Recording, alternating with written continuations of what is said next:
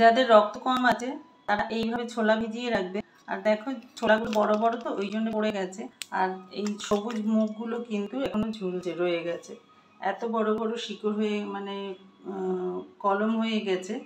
আর এই রকম অঙ্কুরারা ছোলা খেলে রক্তের জন্য কিন্তু খুব ভালো। যাদের দেখবে রক্ত কমের অভাব আছে, বিশেষ করে মহিলাদের ক্ষেত্রে তো হয়েই থাকে, তারা কিন্তু এইভাবে ছোলা ভিজিয়ে রাখবে, দেখবে খুব উপকার পাবে। আর এই ছোলা দেখো, ছোলাগুলো বড় ছিল বলে ওই জন্য পড়ে গেল, আর এগুলো কিন্তু একদম এই কাপড়টার সঙ্গে জড়িয়ে রয়েছে, শিকড়গুলো মানে কলমগুলো কিন্তু এর সঙ্গে একদম লেগে রয়েছে, এটা মোটেই ছাড়ছে না। পিছনটা দেখো কত সুন্দর শিকড় এই পাশ থেকে বেরিয়েছে। আর এখানে আছে বাদাম, ছোলা আর সবুজ যে ছোটো ছোটো মুখগুলো যেটাকে আমরা তরকার ডাল বলি সেইগুলো। এগুলো কিন্তু রক্তের জন্য খুব উপকার।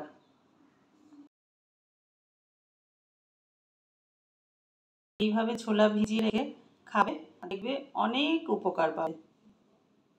একদম বড় বড় অঙ্কুর হতে হবে। এর সঙ্গে আছে বাদাম, ছোলা আর সবুজ মুখগুলো। আর এই পাশে দেখো কত সুন্দর গাছ হয়ে গেছে, সব কিন্তু আটকে আছে।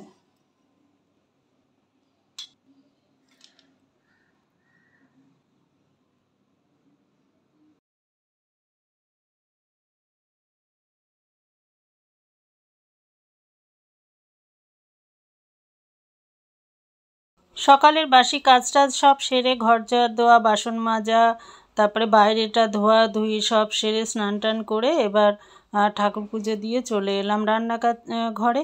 আর মাছগুলো না সকালে বার করে রেখেছিলাম আর ধুয়ে টুয়েও রেখেছিলাম নুন হলুদ মাখিয়ে, তো সেই আর খুব বরফ হয়েছিল তো যার জন্যে তখন মানে খুব অসুবিধা হচ্ছিল ধুতে।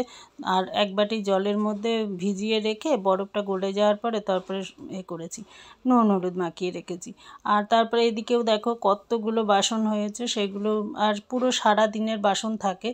আর কোনো সময় পেলে তখন খাওয়ার পরই ধুয়ে নিই, অনেক সময় আবার সময় পাই না। তো এখন দেখো মাছ ভাজা বসিয়ে চাটা আমি এবার বেড়ে নেবো, ঢেলে নেবো, নিয়ে এবার চা না খেলে আর হচ্ছে না।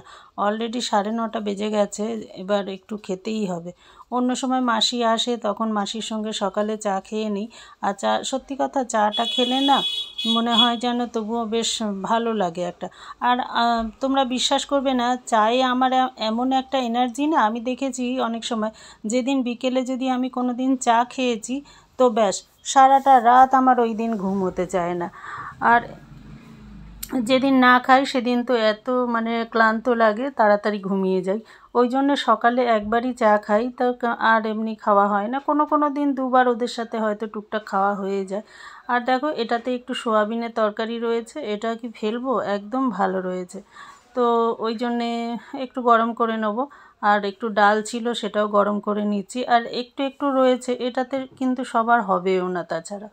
আর মাথাগুলো ভেজে নেবো, এটা দিয়ে ভাবছি কি যে বাঁধাকপি রান্না করব। আর মাছ যে 2-3টে রয়েছে সেগুলো কাঁচকলা আলু দিয়ে ঝোল করব। এখন বেলায় কি করব সেটা বলতে পারছি না, করব এখন কি কতদূর করতে পারবো সেটা জানি না। তো রান্না টান্না সেরে দোকানে গেছিলাম, পার্লারে কিছুক্ষণ থাকলাম, বিকেল 4টে বাজে, তখন আমি একটু বেরোলাম, এক জায়গায় যাব সেই জন্যে। তো স্টেশনে চলে এসেছি, ট্রেনে যাব। ট্রেনে গেলে তবে অনেক তাড়াতাড়ি হয়ে যাবে আর জার্নিটাও কিন্তু খুব কম হবে। আর বেশ অনেক দিন পর রাস্তায় বেরোলে না বেশ একটু কেমন যেন ভালো লাগে, মনে হয় যেন কতদিন পর একটু ঘুরতে বেরোচ্ছি, এরকম একটা ভাব লাগছিল। তো ঘুরতে যাওয়া কি আমি একাই, একটু খুব জরুরি ব্যাপারে যাচ্ছিলাম, একটু আর কিছু ক্রিমপত্র কিনতেও হবে সেই জন্যও আর কি।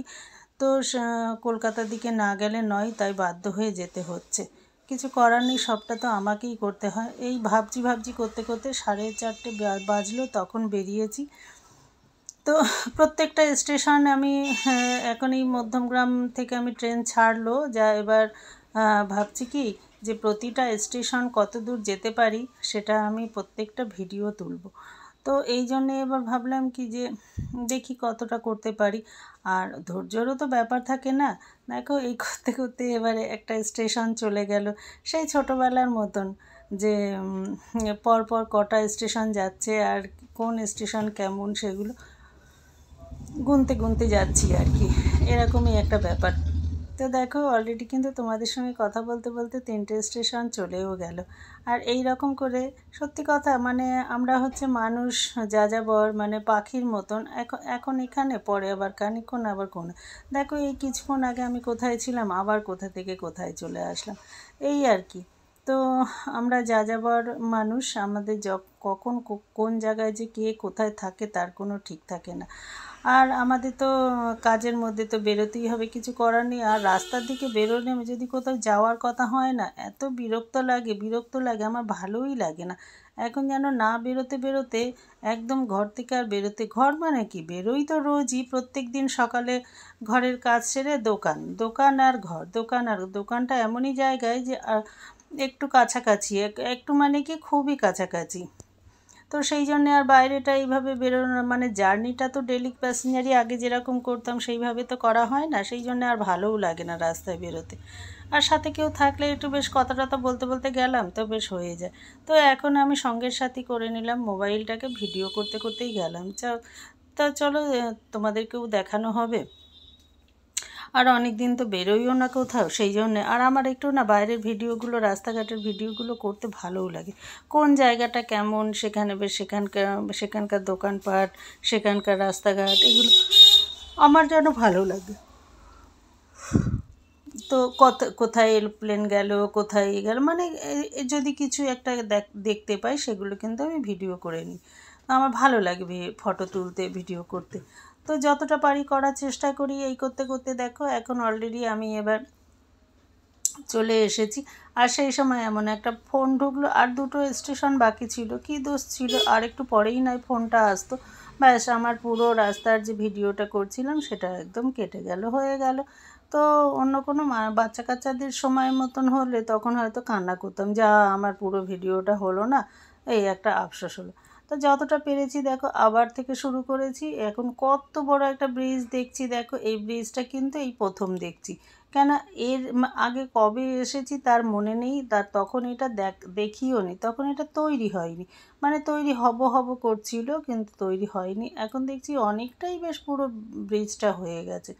তা আমি তো খুব ভালোভাবেই দেখছিলাম, যে বাপের জন্মে তো দেখিনি, তো ওই জন্য খুব ভালোভাবে দেখতে দেখতে গেলাম। তো এখন দেখো চলে এসেছি। যখন এই নিচে খালগুলো যায় না, খালের ওপর দিয়ে যখন ট্রেনগুলো যায় না, আমি খুব ভয় পাই, মনে ভাবি কি এই বুঝি পড়ে গেলাম, এই বুঝি পড়ে গেলাম। আমি সত্যি কথাই আমার একটা রোগ আছে কি, আমি ওপর থেকে না নিচের দিকে তাকাতে পারি না। যদি আমি ছাদেও থাকি, তো ধরো কোনো সময় কারো বাড়িতে ছাদে উঠেছি বা কিছু, তো সেই সময় যদি আমি নিচের দিকে তাকাই, মানুষ তো ছাদের সাইডে রেলিংয়ে দাঁড়িয়ে থেকে তাকায় বা করে উঁকি মারে, আমি একদম পারি না। এই জিনিসটাতে আমি খুব দুর্বল, আমার খুব ম্যানিয়া আছে। আমাকে যদি কেউ শাস্তি দিতে হয় তবে মনে কোনো ওপর থেকে যদি মানে তাকাতে বলে, ওটাই আমার কাছে বিশাল শাস্তি। তো চলো এই সবাইকে উইক পয়েন্টটা বলে দিলাম। এবার তো আমাকে সঙ্গে কেউ শত্রুতা করলে আমাকে তো ওপর থেকেই ঝুলিয়ে দেবে। তো এই করতে করতে চলে আসলাম দেখো এই জায়গায়। ট্রেন থেকে নেমে আমি বাস ধরবো, সেই জন্যে বাস রাস্তার দিকে চলে আসলাম।